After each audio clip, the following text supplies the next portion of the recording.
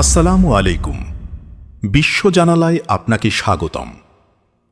৪৫০০ বছর আগে মিশরে তৈরি হয়েছিল এমন একটি স্থাপত্য যা আজও বিজ্ঞানীদের অবাক করে দেয়। হ্যাঁ, আমি বলছি মিশরের পিরামিডের কথা। আজকের ভিডিওতে জানবেন পিরামিড কিভাবে তৈরি হয়েছিল এবং এর পেছনের অজানা রহস্য। শেষ পর্যন্ত দেখুন, কারণ শেষে এমন একটি তথ্য বলবো যা আপনাকে অবাক করে দেবে।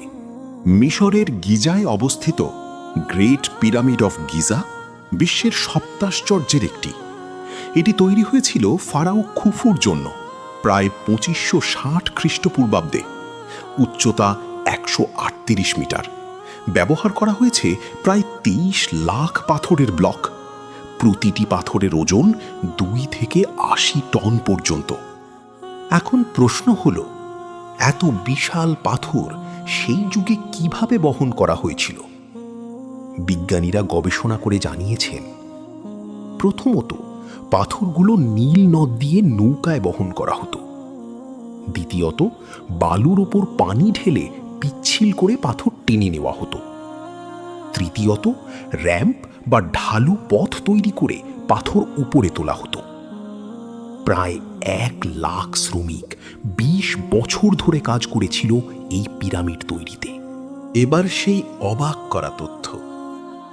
পিরামিডের ৪টি বাহু ঠিক উত্তর, দক্ষিণ, পূর্ব, পশ্চিম দিকে নির্দেশ করে।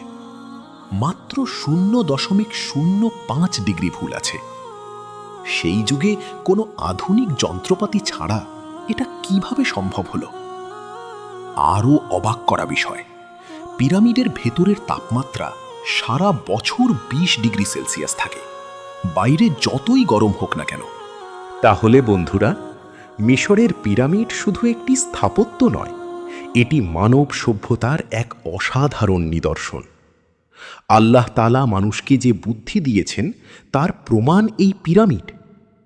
আজকের ভিডিওটি ভালো লাগলে লাইক দিন, শেয়ার করুন এবং বিশ্ব জানালা চ্যানেল সাবস্ক্রাইব করতে ভুলবেন না। বেল আইকন চাপুন যাতে প্রতিদিনের নতুন ভিডিও মিস না হয়। ধন্যবাদ। আবার দেখা হবে। আসসালামু আলাইকুম।